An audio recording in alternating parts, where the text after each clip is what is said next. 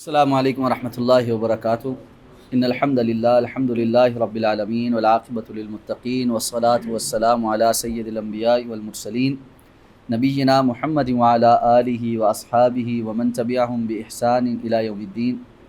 الحمد للہ الذی ہدانا لہذا وما كنا لنہتدی لولا ان ہدانا اللہ رب اشرح لی صدری ویسر لی امری واحلل عقدۃ من لسانی یفقہوا قولی اللہم انفعنا بما علمتنا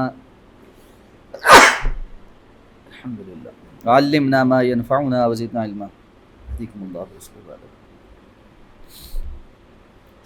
اچھا جی، نیت کے حوالے سے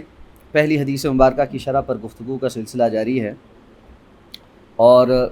گزشتہ کلاس میں وہ ساری روایات جو ابن رجب نے یہاں نقل کی ہیں پڑھی تھیں، جس میں یہ تھا کہ کسی بھی عمل کے لیے کوئی بندہ اگر اللہ کی رضا اور دنیاوی منفعت دونوں کی نیت کر لیتا ہے تو کیا اس کو اجر و ثواب ملے گا یا نہیں ملے گا، اور یہ کہ کوئی بھی عمل خالص اللہ کی رضا کے لیے کیسے کیا جا سکتا ہے اور اس میں جو ہے کیا تطبیق ہے۔ تو یہ بات سامنے آئی تھی کہ نیت خالص اللہ کی رضا کی صرف ہونی چاہیے، اور دنیاوی فائدہ اگر بغیر نیت کے مل جائے تو جائز ہے، لیکن اس کی نیت کرنا، اس کا قصد کرنا، یہ جائز و درست نہیں۔ قصد جو ہے وہ اللہ رب العزت کی رضا اور اللہ کی جو ہے نا اللہ کے لیے صرف عمل کا ہونا ہے۔ اچھا جی، صفحہ نمبر 83 میں جو اوپر کی لائنیں وہ چھوڑ کے دوسرا جو پیراگراف شروع ہو رہا ہے یہاں سے، وَيُسْتَدَلُّ لِهَذَا الْقَوْلِ بِمَا خَرَّجَهُ أَبُو داؤد فِي مَرَاسِيلِ عَنْ عَطَاء بْنِ الْخُرَاسَانِيِّ أَنَّ رَجُلًا قَالَ يَا رَسُولَ اللَّهِ إن بني سلمة كلهم يقاتل فمنهم من يقاتل للدنيا ومنهم من يقاتل نجدة ومنهم من يقاتل ابتغاء وجه الله فأيهم شهيد قال كلهم إذا كان أصل أمره أن تكون كلمة الله هي العليا۔ اب وہ کہہ رہے ہیں کہ دوسرا قول یہ ہے کہ اگر کسی کا اصل جو ہے وہ اللہ رب العزت کی رضا کا حصول ہے تو اس کے ساتھ دنیاوی کچھ اور معاملات کی نیت کر لینا یہ جائز، اور وہ اس کو دلیل بناتے ہیں کہ عطاء الخراسانی فرماتے ہیں کہ رسول اللہ صلی اللہ علیہ وسلم سے یہ پوچھا گیا کہ بنی سلمہ سارے کے سارے قتال کرتے ہیں، تو ان میں سے بعض لوگ جو ہے وہ دنیا کی خاطر قتال کرتے ہیں، بعض شہرت کے لیے قتال کرتے ہیں، یعنی ان کے دھاگ بیٹھ جائے، اور کچھ جو ہیں جو اللہ کی رضا کے لیے قتال کرتے ہیں۔ تو ان میں سے شہید کون ہیں؟ آپ نے فرمایا کلہم اذا کان اصل امرہ ان تکون کلمۃ اللہ العلیٰ، ان میں سے ہر کوئی شہید ہے اگر اصل بات یہ ہو کہ اللہ کا کلمہ بلند ہو جائے۔ تو بات وہی ہے کہ اگر نیت میں یہ چیز شامل ہے کہ میری بنیادی اور اصلی نیت اللہ رب العزت کی رضا اور اللہ کے دین کا غلبہ ہے، اور اس کے بعد باقی کی چیزوں کا حصول ہو جائے، غلبہ مل جائے، ہمارا نام روشن ہو جائے، سارا کچھ ہو جائے، تو یہ ایک جائز امر ہے۔ جس کی بنیادی نیت ٹھیک ہوگی اس کے باقی کے معاملات، باقی چیزوں کی نیت اس کے اوپر سوال نہیں کیا جائے گا۔ لیکن یہ بات پھر دوبارہ دہرا رہا ہوں کیونکہ وہ پچھلی کلاس میں تفصیل کے ساتھ ہوئی تھی، بھول نہ گئی ہو، اور کلاس بھی پہلے ہوئی تھی، کہ یہ سب کی نزدیک ایسا نہیں، بہت سارے اور بلکہ اکثر علماء یا جمہور کے نزدیک یہ ہے کہ جس نے دنیا کی کسی بھی منفعت کو نیت کے اندر شامل کر لیا، اس کا وہ عمل اس چیز کے لیے ہے اور اللہ کی رضا کے لیے اس میں سے کچھ نہیں، اور ان کا استدلال وہ احادیث ہیں جس میں اللہ کے رسول صلی اللہ علیہ وسلم نے فرمایا قیامت کے دن اللہ تعالیٰ فرمائیں گے کہ جس نے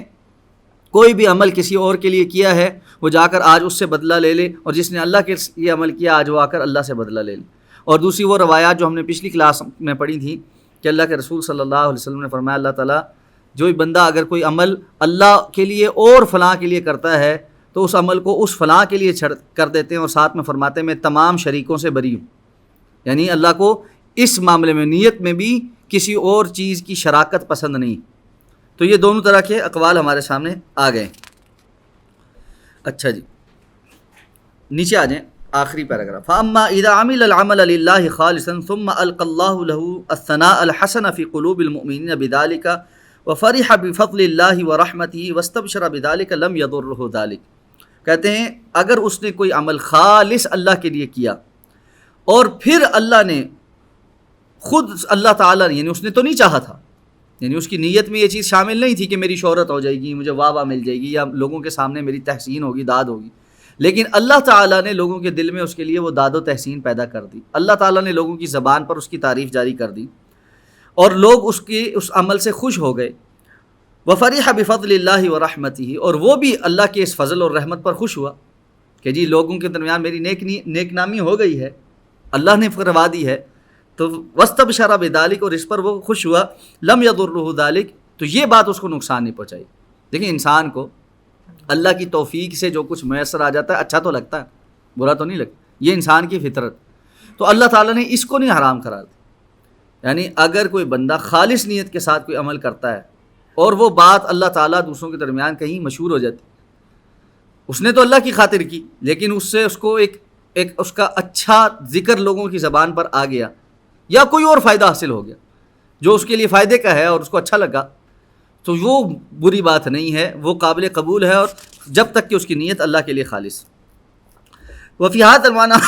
جاء حدیث ابی ذر عن النبی صلی اللہ علیہ وسلم انه سئل عن الرجل يعمل العمل لله من الخير ويحمده الناس عليه فقال تلك عاجل بشرى المؤمن۔ اس معنی کی حدیث حضرت ابو ذر رضی اللہ تعالیٰ عنہ کی ہے کہ جس میں وہ فرماتے ہیں کہ رسول اللہ صلی اللہ علیہ وسلم سے ایک ایسے بندے کے بارے میں سوال کیا گیا جو اللہ کی خاطر کوئی خیر کا کام کرتا ہے، لیکن لوگ اس کے اوپر اس کا شکریہ ادا کرتے ہیں، لوگ اس کی تعریف بیان کرتے ہیں۔ فقال تلک عاجل بشر المؤمن، یہ مومن کی جلد ملنے والی ایک خوشخبری ہے۔ کام تو اس نے اللہ کی رضا کے لیے کیا، لیکن بہرحال اللہ تعالیٰ نے لوگوں کی زبان سے بھی اس کے لیے خیر کے کلمات نکلوا دیے، تو یہ بھی مومن کے لیے اللہ کی طرف سے ایک ریوارڈ ہے جو جلد اس کو مل گیا۔ ایک ہے ریوارڈ صرف آخرت میں ملنا، دنیا میں بھی تو ریوارڈ، تو اللہ تعالیٰ نے اس کو دنیا میں یہ ریوارڈ دے دیا۔ خرجہ مسلم خرج ابن ماجہ وعنده الرجل يعمل العمل لله فيحبه الناس عليه وبهذا المعنى فسر الامام احمد واسحاق بن راہویہ۔ تو وہ کہتے ہیں کہ جی یہ جو حدیث ہے یہ صحیح مسلم میں ہے، اور ابن ماجہ نے یہ الفاظ بھی نکالے ہیں کہ الرجل يعمل العمل لله فيحبه الناس عليه، بندہ کوئی کام اللہ کی خاطر کرتا ہے لیکن لوگ اس کام پر اس سے محبت کرنے لگ جاتے ہیں۔ بہت سارے علماء ہیں اللہ کی خاطر دین کا کام کریں لیکن لوگ ان سے محبت کرتے ہیں، اب اس محبت کو وہ مطمع نظر نہ بنائیں اپنی کہ جی لوگ مجھے اچھا سمجھیں، لوگ مجھے اچھا کہیں، یا آج کی دنیا میں ہم کہیں کہ ویڈیوز بنائیں تو لوگ لائکس اور جو ہے نا ویوز دیں اور فلاں کریں، وہ نیت نہ ہو۔ نیت یہ ہے کہ ہم نے خیر کی بات کہنی، حق کی بات کہنی، کسی کو پسند آئے نہ آئے یہ ایک علیحدہ بات، لیکن اگر اس کی وجہ سے اللہ تعالیٰ لوگوں کے دلوں میں محبت ڈال دے تو یہ ایک جو ہے نا جس کو کہتے ہیں نور علی نور۔ وكذلك الحديث الذي خرجه الترمذي وابن ماجه من حديث ابي هريره ان رجلا قال يا رسول الله الرجل يعمل العمل فيسره فاذا اطلع عليه اعجبه فقال له اجران اجر السر واجر العلانيه۔ حضرت ابو ہریرہ رضی اللہ تعالیٰ کی حدیث جو ترمذی کے اندر موجود ہے، وہ کہتے ہیں کہ رسول اللہ صلی اللہ علیہ وسلم نے فرمایا، رسول اللہ صلی اللہ علیہ وسلم سے پوچھا گیا کہ اللہ کے رسول صلی اللہ علیہ وسلم بندہ کوئی عمل کرتا ہے اس کو وہ عمل خوش کرتا ہے، یعنی نیکی کر کے بھی تو خوشی ہوتی ہے۔ فَإِذَا اطُّلِعَ عَلَيْهِ أَعْجَبَهُ، جب وہ عمل کسی طریقے سے لوگوں کے اوپر پیش ہو جاتا ہے، یعنی کوئی کام اس نے کیا اور وہ مشہور ہو گیا کام، تو اس کو اس نیکی کے مشہور ہونے کا یعنی برا نہیں لگتا، اچھا لگتا ہے کہ جی یار میری سے کوئی نیکی ہوئی اور لوگوں کو پتہ بھی لگے چلو خیر ہوا، اچھی بات ہے۔ تو اللہ کے رسول صلی اللہ علیہ وسلم نے فرمایا لہو اجران اجر السر و اجر العلانیہ، اس کے لیے دو اجر ہیں، پہلا اجر تھا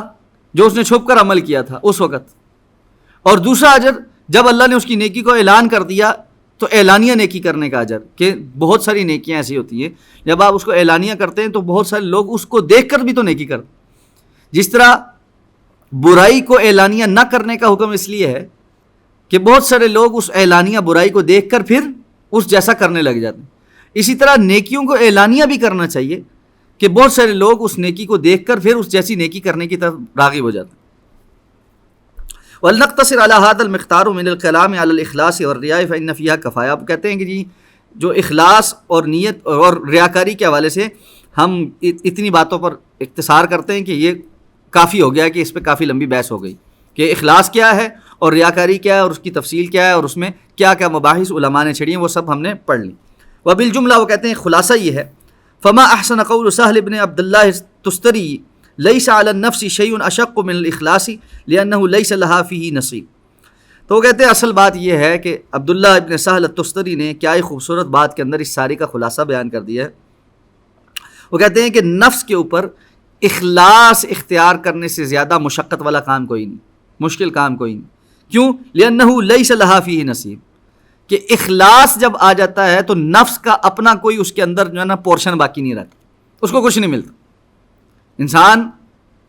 اپنے نفس کو مار کر ہی اخلاص حاصل کر سکتا. تو جب نفس کو مارنا ہے، اپنے اندر کو مارنا ہے، اور اپنے اندر کو آپ نے فیڈ نہیں کرنا، آپ نے کسی اور چیز کو فیڈ کرنا ہے، تو بندے کے اندر تو یہ ہے نا کہ سب سے پہلے مجھے ملے پھر کچھ اور. تو یہ سب سے مشکل کام. وقال یوسف بن الحسین الرازی اعز شیء فی الدنیا الاخلاص وکم اجتہد فی اسقاط الریاء عن قلبی وکم اجتہد فی اسقاط الریاء عن قلبی وکأنہ ینبت فیہ علی لون آخر. یوسف بن حسین کہتے ہیں سب سے زیادہ عزیز ترین شے مجھے دنیا میں اخلاص ہے. کیوں؟ کہ کتنا ہی مرتبہ میں اپنے دل میں سے دکھلاوے کو، ریاکاری کو مٹانے کی کوشش کرتا ہوں، تو ایسا پتہ چلتا ہے کہ وہ کسی اور رنگ میں دوبارہ اگائی. ریاکاری کسی نئے نئے رنگ میں اگتی رہتی، نئے نئے طریقے سے آپ کو مبتلا کرتی رہتی ہے. وقال ابن عیینہ کان من دعاء مطرف ابن عبداللہ اللہم انی استغفرک مما تبت الیک منہ ثم عدت فیہ واستغفرک مما جعلتہ لک علی نفسی ثم لم اوف لک بہ واستغفرک مما زعمت انی اردت بہ وجہک فخالطت قلبی منہ ما قد علمت. ابن عیینہ کہتے ہیں کہ مطرف ابن عبداللہ یہ دعا مانگا کرتے تھے، یا اللہ میں آپ سے اس بات کی استغفار طلب کرتا ہوں کہ جس پر میں نے آپ سے توبہ تو کی تھی لیکن میں پھر پلٹ کر چلا گیا، میں نے وہ توبہ توڑ دی، میں اس توبہ کو توڑنے پر بھی استغفار طلب کرتا ہوں. اور پھر اس بات پر توبہ کرتا ہوں کہ میں نے کچھ چیزوں کو اپنے نفس سے ہٹا کر آپ کی خاطر خالص کیا تھا، یعنی میں نے یہ وعدہ کیا، عہد کیا کہ یہ میں آپ کے لیے کروں گا، اپنے نفس کے لیے نہیں کروں گا. ثم لم اوف لک بہ، لیکن پھر میں آپ سے اس بات میں وفا نہیں کر سکا. واستغفرک مما زعمت انی اردتہ بوجہک، پھر میں آپ سے اس بات پر بھی استغفار طلب کرتا ہوں کہ وہ کام جن کا میں نے ارادہ کرتے ہوئے تو یہ ارادہ کیا تھا کہ میں صرف آپ کے چہرے کے پیچھے یہ کام کر رہا ہوں، لیکن فخالط قلبی منہ ما قد علمت، لیکن میرے دل نے اس کے اندر کچھ نہ کچھ دوسروں کو مکسنگ کر دی، کچھ ادھر ادھر کی نیت اس کے اندر آ کر مکس ہو گئی. میں اس مکسنگ کے اوپر بھی آپ سے استغفار طلب کرتا ہوں. یعنی اخلاص کے لیے اس حد تک جانا کہ یا اللہ کہ میں اپنے اعمال میں سے ان ساری غلطیوں اور لغزشوں کے اوپر بھی استغفار طلب کرتا ہوں. تو یہ کب ہوتا ہے؟ جب بندے کی اس طرف توجہ ہو. واللہ المستعان، اللہ ہمارے حال پر رحم فرمائے. ہماری تو سچی بات ہے توجہ اس معاملے میں بڑی کمزور ہے. اب یہ ریاکاری اور اخلاص کی فصل ختم ہو گئی، اگلی فصل وہ باندھ رہے ہیں اس حدیث کے متعلق. وَأَمَّا النِّيَّةُ بِالْمَعْنَى الَّذِي يَذْكُرُهُ الْفُقَهَاءُ وَهُوَ أَنَّ تَمْيِيزَ الْعِبَادَاتِ مِنَ الْعَادَاتِ، کہتے ہیں کہ نیت کا جو معنی فقہاء استعمال کرتے ہیں وہ کیا ہے؟ کیونکہ پہلے بات ہوئی تھی کہ عموماً علماء جو ہے نیت کس معنی میں استعمال کرتے ہیں کہ اعمال کی نیت کے طور پہ، اور اخلاص کے معنی میں اور ریا کے مقابلے پہ. اور ایک لفظ ہے نیت کا جو فقہاء استعمال کرتے ہیں، جو فقہی اصطلاح کے طور پہ فلاں چیز کی نیت کر لوں، ٹھیک ہے. تو وہاں پر کیا معنی ہوتا ہے؟ ان تمییز العبادات من العادات، کہ عبادات کو عادات کے مقابلے میں ممیز کرنا، پرومیننٹ کر لینا کہ جی یہ عبادت ہے اور یہ تو ویسے ہم عادت کے طور پہ کام کر رہے ہیں. تو جس چیز کی نیت کریں گے وہ کیا ہوگی؟ عبادت کے طور پہ آپ کر رہے ہوں گے، اور جس کی آپ نیت نہیں کر رہے ہو تو آپ عادتاً کر رہے ہیں. وَتَمْيِيزُ الْعِبَادَاتِ بَعْضُهَا مِنْ بَعْضٍ، اور اسی طرح بعض عبادات کو دوسری عبادات سے ممیز کرنے کے لیے نیت کرنا، ٹھیک ہے. فَإِنَّ الْإِمْسَاكَ عَنِ الْأَكْلِ وَالشُّرْبِ يَقَعُ تَارَةً حَمِيَّةً وَتَارَةً لِعَدَمِ الْقُدْرَةِ عَلَى الْأَكْلِ وَتَارَةً تَرْكًا لِلشَّهَوَاتِ لِلَّهِ عَزَّ وَجَلَّ فَيَحْتَاجُ فِي الصِّيَامِ إِلَى نِيَّةٍ لِلتَّمْيِيزِ بِذَلِكَ عَنْ تَرْكِ الطَّعَامِ عَلَى غَيْرِ هَذَا الْوَجْهِ. تو وہ کہتے ہیں اس کی مثال یہ ہے کہ کھانے پینے سے رک جانا کبھی کبھی صرف حمیت کی وجہ سے ہوتا ہے. آپ کو کسی جگہ غیرت آ گئی، آپ نے کہا میں ادھر کھانا ہی نہیں کھاتا، ٹھیک ہے نا، میں ان کا نہیں کھاتا، ٹھیک ہے، ان کا نمک بھی نہیں میں نے کھانا، ان کا پانی بھی نہیں میں نے پینا. لوگ کرتے ہیں نا، بسا اوقات کسی بھی جگہ کھانا پینا ترک کر دینا وہ اپنی غیرت کی وجہ سے ہوتا ہے۔ بعض اوقات کس لیے ہوتا ہے کہ آپ کھا ہی نہیں سکتے، شوگر پیشنٹ ہے، میٹھا پڑا ہوا کیا نہیں کھا ہی نہیں سکتا، نہیں کھائے گا، یا منہ میں درد ہے، ورم ہے، کوئی چیز ہے، مسئلہ ہے، کھا ہی نہیں سکتا، معدے میں ہضم نہیں ہوتا، پیٹ سا خراب ہے، ڈالے گا تو خراب ہو جائے گا، کھا ہی نہیں سکتا۔ یا بسا اوقات اس لیے ہوتا ہے کہ شہوات کو اللہ عز و جل کے لیے چھوڑ دے، جو اللہ کے رسول صلی اللہ علیہ وسلم نے فرمایا کہ اے نوجوانوں کی جماعت، تم میں سے جو شادی کر سکتا ہے وہ شادی کر، اور جو استطاعت نہیں رکھتا وہ کیا کرے، روزے رکھے۔ تو روزہ رکھنا، کثرت کے ساتھ روزے رکھنا، وہ انسان کو شہوت سے کو کمزور کرتا ہے۔ تو اس لیے فرمایا کہ فَيَحْتَاجُ فِي الصِّيَامِ إِلَىٰ نِيَّةٍ، تو روزے میں اسی لیے نیت کا ہونا ضروری ہے کہ پتہ چلے کہ اس نے کھانا پینا کیوں چھوڑا ہوا۔ تو روزہ رکھتے ہوئے نیت کرنا کہ میں نے روزہ رکھا ہے اللہ کی رضا کے لیے، اور فرض روزے کی تو شروع کرنے سے پہلے رات کو نیت کرنی ہے کہ میں نے روزہ رکھنا۔ جس نے سحری کے وقت تک بھی نیت نہیں کی، ارادہ ہی نہیں ہے کہ جی میں نے، اور نیت کا لفظ معنی الفاظ نہیں، ٹھیک ہے، اور یہ جو ہمارے یہاں الفاظ ہیں یہ خود ساختہ ہے، وَبِصَوْمِ غَدٍ نَوَيْتُ مِنْ شَهْرِ رمضان، اس کا کوئی تعلق نہیں اس سے، یعنی ارادہ یہ ہے کہ میں نے اٹھنا ہے اور میں نے سحری کھانی ہے اور میں نے روزہ رکھنا ہے۔ اگر اس کی آنکھ نہیں بھی کھلی تو اس کی نیت ٹھیک، آنکھ کھل گئی، سحری اس لیے کھا رہا ہے کہ میں نے صبح روزہ رکھنا ہے، اور کیوں ہے فرض روزے ہیں، رمضان کے روزے میں فرائض پورے کروں گا اللہ کی رضا کے لیے، تو یہ نیت ضروری ہے۔ نفل کے لیے کسی بھی وقت بھی نیت کر سکتا ہے، اگر اس نے فجر سے کے طلوع ہونے سے لے کر اس وقت تک کچھ نہیں کھایا، جیسے کہ آتا ہے کہ رسول اللہ صلی اللہ علیہ وسلم گھر تشریف لائے اور آ کر پوچھا کہ گھر میں کچھ کھانے کو ہے، تو بتایا گا کہ آج کچھ نہیں، تو آپ نے فرمایا پھر ہم روزے سے۔ تو نوافل کا اس وقت بھی فیصلہ کیا جا سکتا نہیں، بعد میں بھی ہو سکتا۔ وَكَذَلِكَ الْعِبَادَاتُ كَالصَّلَاةِ وَالصِّيَامِ مِنْهَا فَرْضٌ وَمِنْهَا نَفْلٌ، اسی طرح عبادات میں نیت بتاتی ہے، یعنی ایک عبادت کو دوسری عبادت سے کیسے ممیز کرنا ہے، کہ فرائض کی نیت اور ہے اور نفلوں کی نیت اور ہے۔ آپ کو پتہ ہوتا ہے کہ یہ فرض کی نیت کر رہا ہوں یا نفل کی نیت کر رہا ہوں۔ وَالْفَرْضُ يَتَنَوَّعُ أَنْوَاعًا فَإِنَّ الصَّلَوَاتِ الْمَفْرُوضَاتِ خَمْسُ صَلَوَاتٍ كُلَّ يَوْمٍ وَلَيْلَةٍ، اور اس طرح وہ کہتے ہیں کہ فرضوں کی بھی بہت ساری قسمیں ہیں، تو جو 5 فرض نمازیں ہیں وہ رات اور دن کے اندر، یعنی نمازیں جو فرض ہیں وہ رات اور دن کے اندر 5 ہیں۔ وَالصَّوْمُ الْوَاجِبُ تَارَةً يَكُونُ صِيَامَ رمضان، اور اسی طرح فرض روزے کی بھی نیت مختلف ہوگی، یعنی دن اور رات کے اندر آپ فرض نماز کی نیت کرتے ہیں تو علیحدہ علیحدہ نیت ہوتی ہے نا، کہ ابھی میں فجر کی پڑھ رہا ہوں، ظہر کی پڑھ رہا ہوں، عصر کی ہے، مغرب کی ہے، عشاء کی ہے۔ اور پھر اسی طرح جو فرض روزے ہیں ان میں سے بھی واجب جو روزے ہیں ان کی بھی مختلف قسمیں ہیں، کبھی تو وہ رمضان کے فرض روزے ہوتے ہیں، واجب روزے ہوتے ہیں، وَتَارَةً صِيَامُ کفارہ، اگر کسی کے کفارے کے روزے ہیں وہ بھی واجب ہیں، اس کے اوپر ہیں وہ بھی واجب ہیں لیکن نیت مختلف ہے۔ او عن نظر، یا کسی نے کسی روزے کی نظر مانی ہے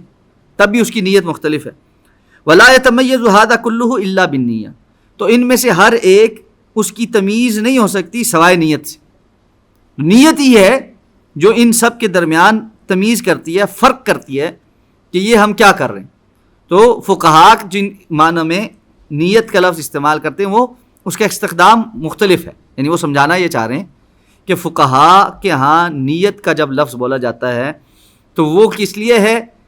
کہ آپ عبادات کو عادات سے فرق کر سکیں، اور اسی طرح عبادات کے اندر پھر عبادات کو عبادات میں سے فرق کر سکیں، فرائض کو نوافل سے فرق کر سکیں، یا فرائض بہت سارے قسم کے ہیں تو ان میں سے ہر ایک کے علیحدہ علیحدہ فرق کر سکیں، یہ فجر ہے، ظہر ہے، مغرب عشاء ہے، روزہ ہے تو اس کی مختلف قسم کے اگر واجب ہو گئے آپ کے اوپر روزے، کچھ نظر کے ہیں، کچھ کفارے کے ہیں، کچھ رمضان کے ہیں، تو آپ نے اب رمضان کے مثلا بیمار ہو گئے، نہیں رکھ سکے رمضان کے روزے، اسی طرح مانا بھی تھا یا اللہ میرا فلاں کام ہو گیا تو میں 2 روزے رکھوں گا، ٹھیک ہے۔ اسی طرح کسی ٹائم کسی چیز کا کفارہ پڑ گیا، قسم توڑی، اس کا کفارہ پڑ گیا جی 3 روزے رکھنے ہیں، ٹھیک ہے، تو اب یہ مختلف روزے ہو گئے نا۔ اب آپ سٹارٹ کرنے لگے جی میں کل روزہ رکھوں گا، کس چیز کا روزہ ہے وہ؟ آپ کے اوپر تو بہت سارے فرض روزے ہیں، تو اب آپ نے نیت کرنی ہے، اللہ یہ میں رمضان کا روزہ رکھ رہا ہوں، یہ میں قسم کے کفارے کا روزہ رکھ رہا ہوں، یا وہ جو نظر میں نے مانی تھی میں اس کا روزہ رکھ رہا ہوں۔ تو اس طرح نیت جو ہے وہ عبادات میں بھی ان کو ممیز کرتی ہے، ان کے درمیان فرق کرتی ہے۔ جی سوال۔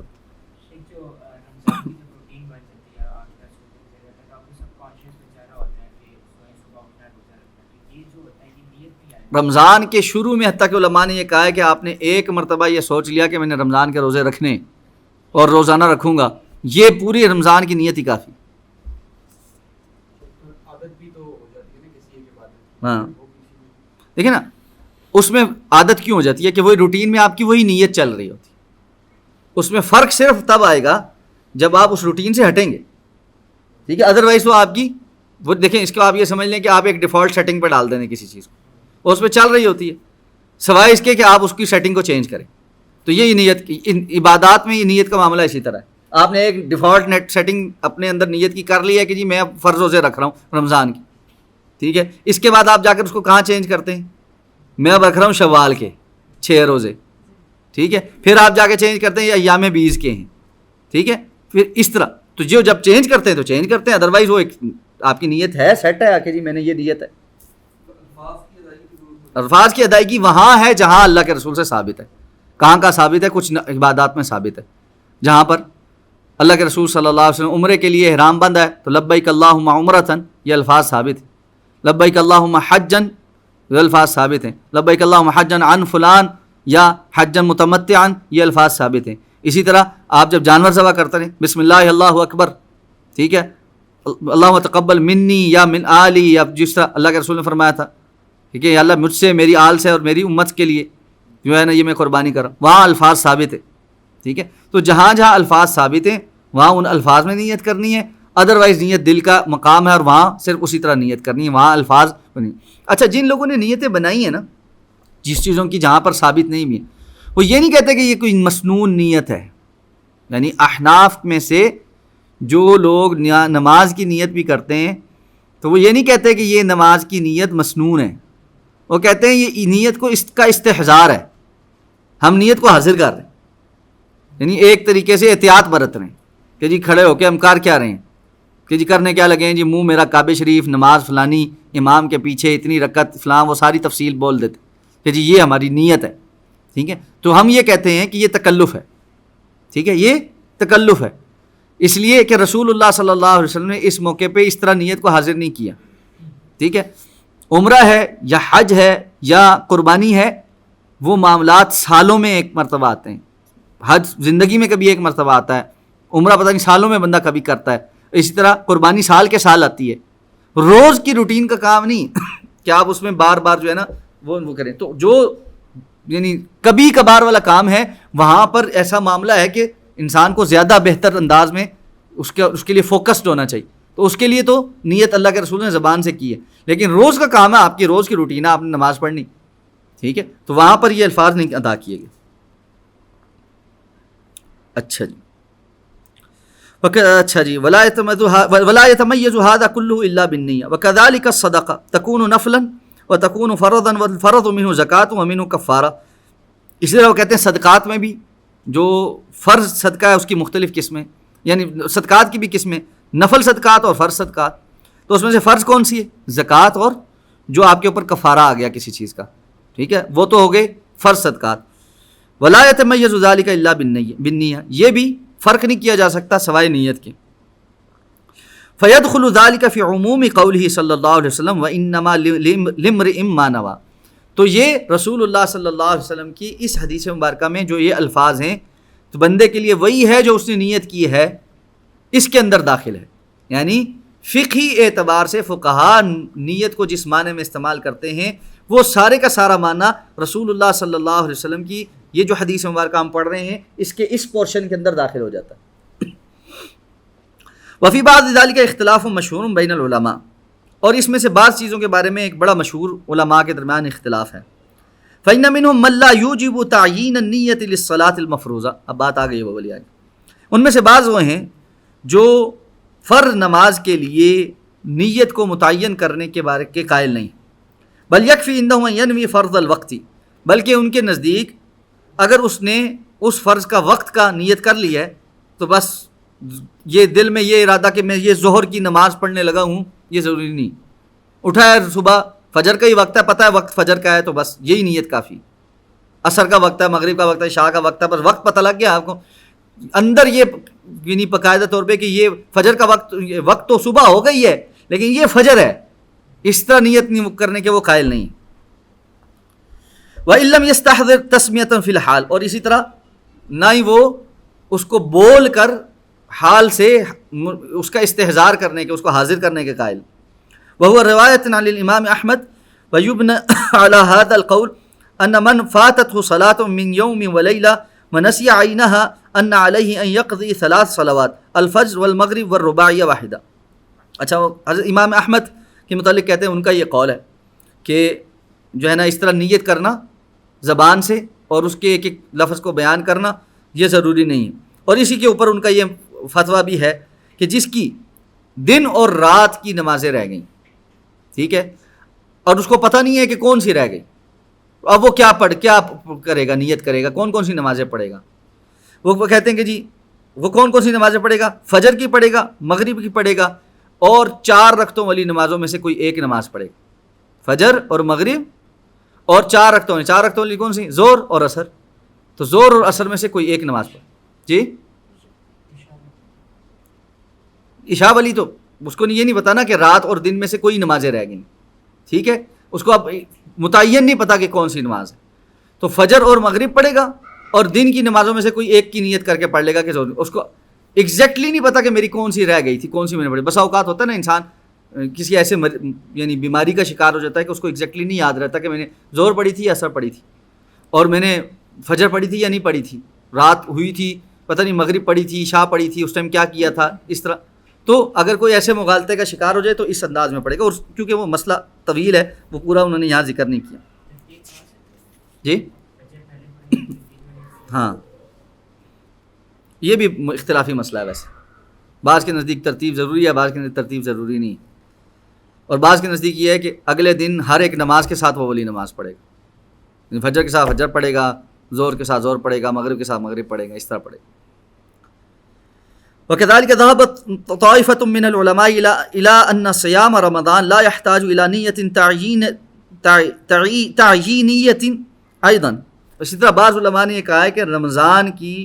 روزوں کی متعین نیت، یہ جو لفظ بول کے کہتے ہیں، اس کی کوئی ضرورت نہیں. بل تجزئ بالنیہ الصیام مطلقا، بلکہ نیت کے مقابلے میں روزہ رکھ لینا ہی مطلقاً نیت کی جگہ کافی ہے. کہ وہ جو روزہ رکھ رہا ہے رمضان میں، عام تو روٹین میں نہیں رکھتا پورا مہینے کے روزے، کبھی بھی نہیں رکھے، لیکن رمضان کے آنے پہ رکھتا ہے، تو اس کا روزہ رکھنا ہی یہ نیت ہے. لأن وقتہ غیر قابل للصیام آخر، اس لیے کہ رمضان کے روزے رکھنے میں کسی اور روزے کے رکھنے کا وقت نہیں. یعنی فرض کو، جس طرح فرض نماز کے کھڑے ہونے پہ نفل تو نہیں پڑھ سکتے نا، اسی طرح رمضان کے فرض روزے ہیں اور آپ کہیں گے میں نفل روزے پورے کر لوں، وہ نہیں ہو سکتا. ایام بیس کے روزے رکھ لوں، وہ نہیں ہو سکتا. آپ نے فرض روزے رکھنے وہ تو چونکہ نیت ہی فرض کی ہو سکتی ہے وہاں پہ، اس لیے اگر کسی نے مطلقاً روزے رکھے ہیں اور وہ رمضان میں داخل ہو کر مسلسل روزے رکھ رہا ہے تو اس کا روزہ رکھنا ہی اس کی رمضان کے روزوں کی نیت ہے. وہ ایضا روایت عن الامام احمد، اور یہی یعنی یہ مسئلہ امام احمد سے مروی ہے. وربما حكي عن بعضهم ان صيام رمضان لا يحتاج الى نیت بالکلیہ لتعیینہ بنفسہ، اور بعض جو ہے نا ان بعض علماء نے یہاں تک کہا ہے کہ رمضان کے روزوں کی نیت کی بالکلیہ ضرورت ہی نہیں، اس لیے کہ انہوں نے خود اپنے آپ کو متعین کیا ہوا اور اپنی ذات میں متعین ہے کہ رمضان کے روزے فرض ہیں، اور جب وہ آتا ہے تو بس بندہ رکھتا ہے، تو یہی نیت ہے. اچھا جی، وہ کہتے ہیں وحکی عن الاوزاعی ان الزکاۃ کذالک، اور اوزاعی کہتے ہیں کہ زکوٰۃ کا معاملہ بھی اسی طرح، یعنی اس کی بالکلیہ نیت کرنا کہ یہ زکوٰۃ دے رہا ہوں، ایسا ضرورت نہیں، اگر کسی نے دے دی ہے تو وہ ہو جائے گی. حتیٰ کہ بعض نے یہ کہا کہ وکذالک وتأول بعضهم قوله على انه اراد انها تجزئ بنیت الصدقۃ المطلقۃ کالحج، اگر کسی نے مطلقاً صدقے کی نیت کی اور کچھ پیسے دے دیے اور بعد میں اس نے کہا کہ جی میں نے زکوٰۃ کی نیت کر لی، تو یہ بھی جائز ہے. یعنی پہلے صدقہ کیا اور بعد میں اس کو پتہ لگا کہ جی یہ میں زکوٰۃ کا نصاب بنتا تھا تو یہ میں زکوٰۃ بنا لیتا ہوں، تو یہ بھی جائز ہے. وکذالک قال ابو حنیفہ لو تصدق بالنصاب کلہ من غیر نیہ اجزہ عن زکاتہ. اب امام ابو حنیفہ بھی کہتے ہیں کہ اگر اس نے اپنے نصاب کے مطابق پورا ہی صدقے میں دے دیا اور بعد میں اس کو پتہ لگا، یعنی اس وقت نیت نہیں تھی لیکن بعد میں اس کو پتہ لگا کہ یہ میرا نصاب بنتا تھا، اس سے زکوٰۃ ادا ہو چکی ہے. یعنی اگر وہ اب دوبارہ زکوٰۃ نہ نکالنا چاہے تو کوئی مسئلہ نہیں، وہ زکوٰۃ ادا کر چکا ہے. اور اس کی دلیل کیا ہے؟ یعنی یہ نیت بدلی جا سکتی ہے. وقد روی عن نبی صلی اللہ علیہ وسلم انہ سمع رجلا یلبی بالحج عن رجل، آپ صلی اللہ علیہ وسلم نے ایک بندے کو یہ کہتے ہوئے سنا کہ وہ کسی اور کی طرف سے حج کرنے کی نیت کر رہا ہے، یعنی لبیک اللہم حجا عن فلان. فقال له احججت عن نفسك، آپ نے اس سے پوچھا کیا تو نے اپنا حج کر لیا؟ قال لا، اس نے کہا نہیں۔ قال هذه عن نفسك ثم حج عن الرجل، یہ جو تم کر رہے ہو نا یہ تمہاری طرف سے ہے، یعنی تمہارا حج اسلام ہے، اور جس کی طرف سے تم کر رہے ہو اس کے لیے بعد میں آ کر دوبارہ حج کرنا، یعنی اگلے سال آنا یا بعد میں جب بھی موقع ملے۔ اچھا جی، وہ کہتے ہیں بعض لوگوں نے اس حدیث پہ کلام کیا، لیکنہ صحیح عن ابن عباس، یہ صحیح سند کی حدیث ہے حضرت عبداللہ ابن عباس رضی اللہ تعالیٰ عنہ، اور ان کے علاوہ بھی دیگر صحابہ نے اس کو روایت کیا، ٹھیک ہے۔ واخذ بذلك الشافعي واحمد في المشهور عنه وغيرهما في ان حجۃ الاسلام تسقط بنیۃ الحج مطلقا، کہ امام شافعی اور امام احمد اور دیگر فقہاء کے نزدیک یہ مشہور مسئلہ ہے کہ حج اسلام کا فریضہ انسان کا ادا ہو جاتا ہے مطلقاً حج کی نیت کرنے سے ہی، خواہ اس نے نیت اس وقت کسی اور چیز کی تھی، یعنی کسی اور کے حج کی تھی، لیکن جب وہ حج کی نیت کر کے داخل ہو گیا اور اس نے اپنا حج نہیں کیا ہوا تو یہ حج اللہ تعالیٰ اس کے لیے حج اسلام کے طور پہ ہی لکھے گا اور اس کا یہ فریضہ ادا ہو جائے گا، سواء نوى التطوع او غیرہ، خواہ اس نے نفلی حج کی نیت کیوں نہیں کی۔ مطلب ایک بندے نے حج اسلام نہیں کیا، کہتا نہیں میں ابھی تو نفلی حج کرتا ہوں بعد میں حج اسلام کروں گا، خواہ وہ نفلی حج کی نیت کر کے گیا ہے نا، ہوا اس کا فرض حج ہی ہے، کیونکہ سب سے پہلے اس کو فرض ہی کرنا ہے، ترتیب ہی ہے۔ اسی طرح زکوٰۃ کے معاملے میں اگر آپ زکوٰۃ رہتی اور آپ عام صدقہ دے رہے ہیں تو زکوٰۃ ہی کنسیڈر ہوگی، نفلی صدقہ ہوگا ہی نہیں۔ وہ دیکھیں اگر تو آپ کا یہ ہے کہ آپ یہ سمجھتے ہیں کہ جی میرے پاس اتنی ہے کہ میں بعد میں علیحدہ سے دوں گا، تو پھر تو علیحدہ سے دیں، ٹھیک ہے، اور وہ جب دے دی تو پھر زکوٰۃ کنسیڈر ہوگی، ٹھیک ہے۔ اچھا، زکوٰۃ کے معاملے میں ایک چیز اور ہے، زکوٰۃ کے معاملے میں اگر آپ نے کوئی صدقہ کیا اور ایسی جگہ کیا جہاں زکوٰۃ لگتی تھی اور بعد میں آپ نے یہ سوچا کہ یار یہ والا زکوٰۃ ہو گئی تو پھر تو ٹھیک ہے، لیکن آپ نے وہ صدقہ کسی ایسی جگہ کیا جہاں زکوٰۃ نہیں لگتی تھی اور وہاں پر آپ یہ نیت کر لیں کہ وہ زکوٰۃ ہوگی، پھر نہیں ہوگی، وہ مصارف زکوٰۃ میں ہونا ضروری ہے، یہ فرق ہے اس میں۔ اچھا جی، ولا يشترط للحج تعیین النیہ فمن حج عن غیرہ ولم یحج عن نفسہ وقع عن نفسہ، اسی طرح وہ کہتے ہیں کہ حج میں متعین نیت کی اس لیے جو ہے نا ضرورت نہیں کہ جس نے کسی اور کے حج کی نیت کی لیکن اپنا حج نہیں کیا تھا تو یہ حج اس کا ہی ہوگا، وہ کسی اور کی طرف نہیں ہوگا، سے نہیں ہوگا۔ وکذلک لو حج عن نذرہ او نفلا، اسی طرح نظر کا حج اگر کسی نے مانا یا نفلی حج مانا لیکن اس نے حج اسلام نہیں کیا ہوا تھا تو یہ اس کا حج اسلام ہی ہے، اس کی نیت اس میں فرق نہیں ڈالے گی، ٹھیک ہے۔ ولم يكن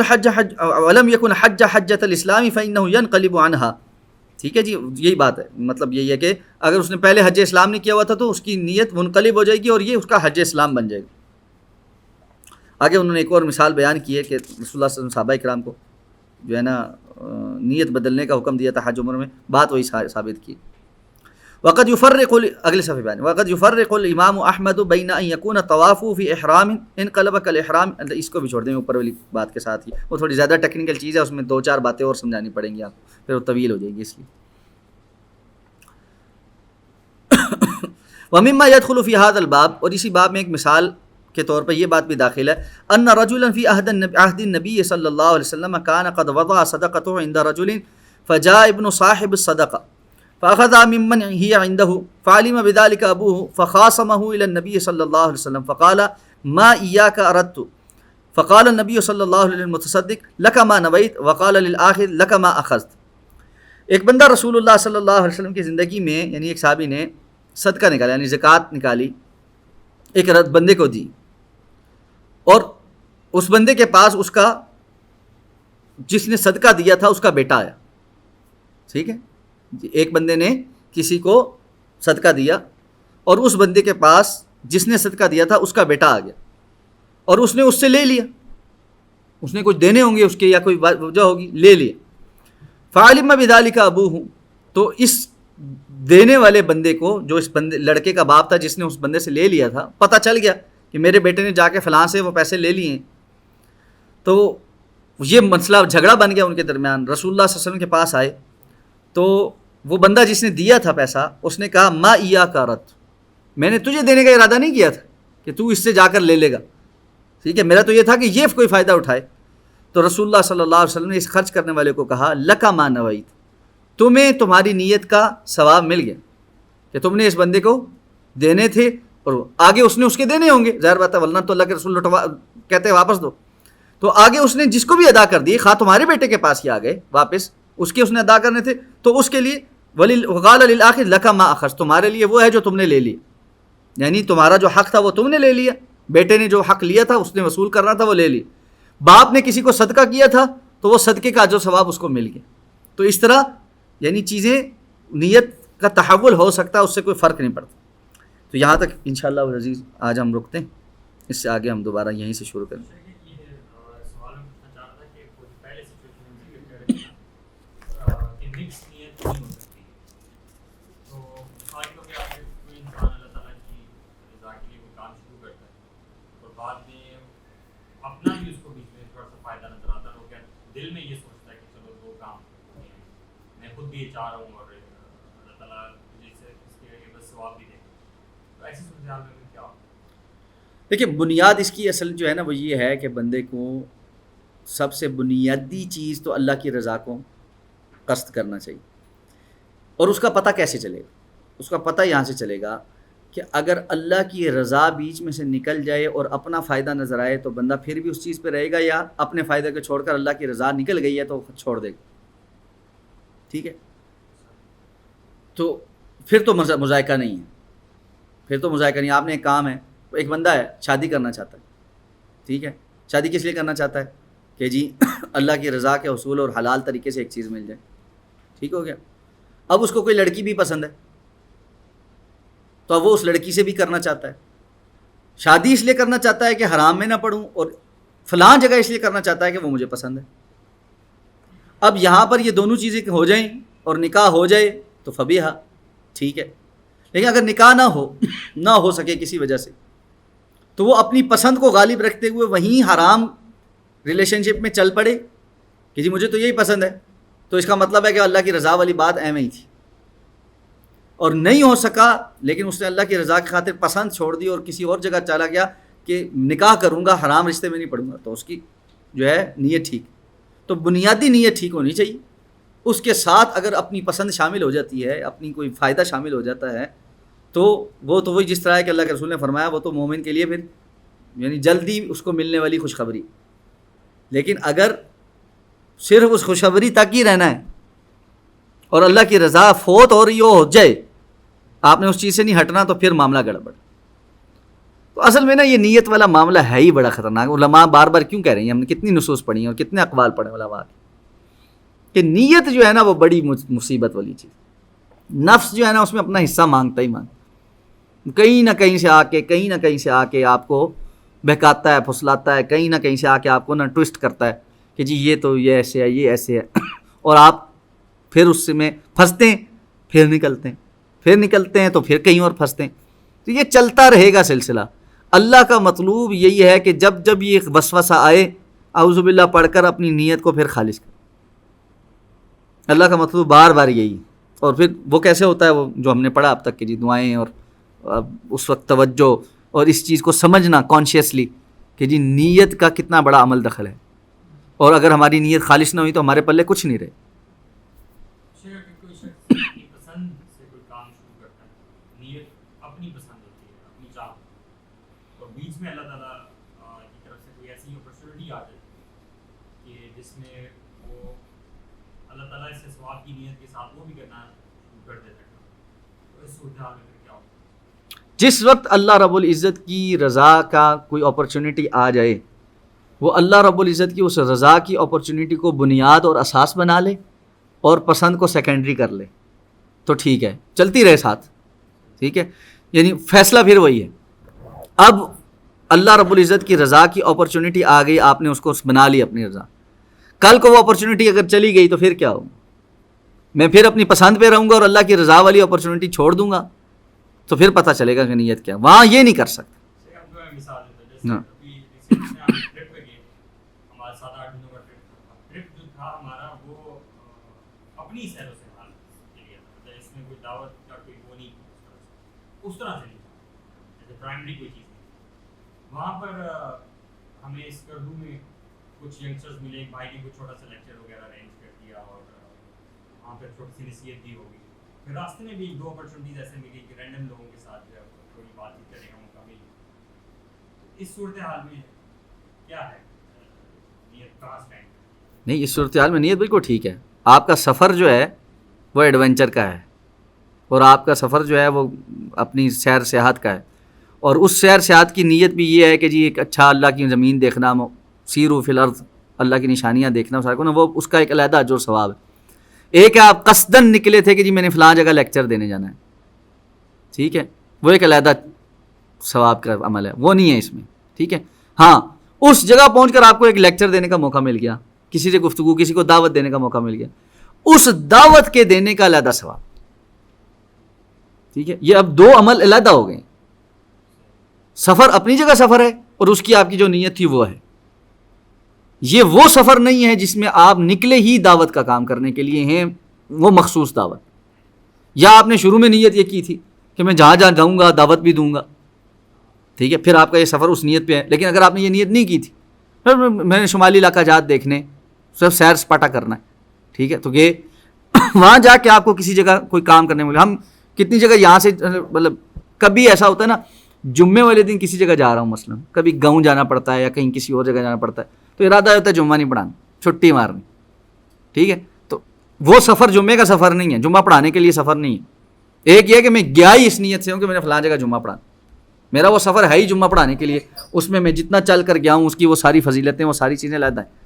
لیکن میں گیا ہی کسی اور کام سے ہوں. اب مجھے وہاں چانس مل گیا کہ جی صاحب کسی نے مجبور کیا، کسی نے کہا جی آئے ہوئے ہیں پڑھا دیں، یہ وہ کر دیں، ٹھیک ہے، میرا ارادہ نہیں تھا پڑھانے کا لیکن پڑھا دیا، تو وہ ایک اضافی عمل، علیحدہ عمل ہے، اس کا اثر اس سفر کی نیت پہ نہیں پڑے گا، اس کو آپ نہیں جمع کر سکتے.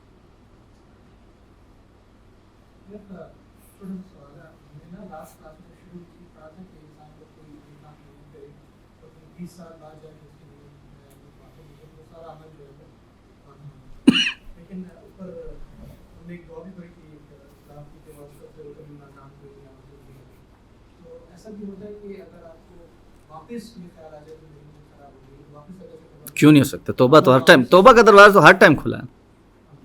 توبہ کا دروازہ تو ہر ٹائم کھلا ہے.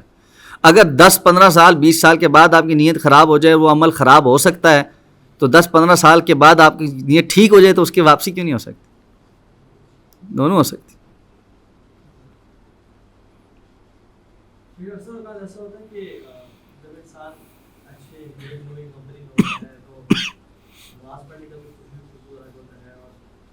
دینی باتوں کا بھی الگ ایک ذوق ہوتا ہے. لیکن جب اکیلے انسان نماز پڑھتا ہے، کبھی کبھی تو اس کو سستی اور کاہلی آتی ہے، اور وہ خشوع کا لیول مینٹین نہیں کر پا رہا ہوتا. تو آپ اس میں کبھی کبھی تو یہ لگتا ہے کہ سنس بردرز ساتھ ہیں، ایک محفل ہے، دینی ہے، تو ایک company adds to the value اور وہ ایک اچھی خوشبو. لیکن یہ بھی ڈر لگتا ہے کہ جب لوگوں کے ساتھ ہوتا ہوں تو مزہ آتا ہے نماز پڑھنے کا، اور الگ ہوں تو کبھی کبھی ایسا فیل ہوتا ہے کہ بس ایک جو ہے وہ نماز فرض پورا ادا کرنا ہے، یا وہ خوشبو نہیں ہوتا. تو یہ اس میں آپ کیا خیال لیتا ہے کہ نیت کا ہی مسئلہ ہے یا یہ کمپنی کا جو اثر ہے؟ نہیں، دیکھیے کمپنی کا اثر تو ہے ہی ہے. وہ جو حضرت حنظلہ والی مشہور حدیث ہے کہ اللہ کے رسول آپ کے پاس ہوتے ہیں تو حال کچھ اور ہوتا ہے، اور باہر جاتے ہیں تو کچھ اور ہوتا ہے. تو آپ نے فرمایا تھا تمہاری نیت سارا ٹائم ایک جیسی رہے تو فرشتے اتر کے تم سے مصافحہ کریں. تو کمپنی کا اثر تو ہے ہی ہے، اسی لیے ایک اچھی کمپنی اور اچھی صحبت اختیار کرنے کا حکم بھی دیا گیا، اور بری صحبت سے بچنے کا بھی حکم دیا گیا کہ کمپنی کا ایک اثر ہے، اس کے ایک ماحول، گفت و شنید، اس کے معاملات، اس کی ساری چیزیں، خوشو ہر چیز میں فرق ڈالتے. لیکن بنیادی طور پہ اس کمپنی کے اثر کو لے کر کہیں جانا ہے نا ہم نے، ٹھیک ہے. ہم نیک کمپنی کیوں اختیار کر رہے کہ بالآخر ہم ایسے نیک ہو جائیں اپنی ذات میں اپنے رب کے سامنے کہ جہاں پر ہمارا اور اللہ کا خالص ایک علیحدہ انفرادی تعلق بن جائے. اگر ہمارا اللہ کے ساتھ تعلق اجتماعیت میں ہی ہے اور انفرادیت میں نہیں ہے تو یہ تو بڑا خطرناک معاملہ. وہ جو حدیث ہے رسول اللہ صلی اللہ علیہ وسلم کی کہ قیامت کے دن کچھ لوگ آئیں گے تہامہ کے پہاڑوں جیسے نیکیاں لے کر، لیکن اللہ ان کی اس نیکیوں کو بالکل اڑا کے رکھ دے گا. اس لیے کہ جب لوگوں کے ساتھ ہوتے تھے تو بڑے بڑی نیکیاں کرتے تھے، اور جب تنہائی میں جاتے تھے تو وہ حرام کاموں کا ارتکاب کرتے تھے. تو جب انسان اچھا حرام کام کا ارتکاب نہیں ہے لیکن نیکی میں وہ رغبت نہیں، نیکی اس لیول کی نہیں، تو اس کا مطلب یہ ہے کہ ابھی تک نفس کی وہ تربیت نہیں ہو سکی جو ہونی چاہیے، اور پھر اس تربیت کی طرف نفس کو لانا پڑتا ہے. ریاکاری سے بچنے کا سب سے بہترین طریقہ کار ہے یہ کہ آپ تنہائی کی عبادت سب سے خوبصورت کریں. جو نماز تنہائی میں پڑھتے ہیں وہ سب سے لمبی، سب سے عاجزی والی، سب سے انکساری والی ہو.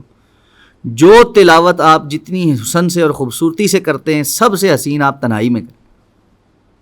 تو تب جا کر آپ کی وہ ریاکاری والے معاملات جا کے کنٹرول ہوتے ہیں، وگرنہ نہیں ہو سکتے. تو صحبت اور اچھی صحبت اور اس کے اثرات اس لیے ہیں کہ میرے دل کے اندر ایمان جاگے، لیکن اس لیے نہیں ہے کہ میں صرف اسی کا شکار ہو کر انفرادیت میں کچھ نہ کروں. سبحان اللہ.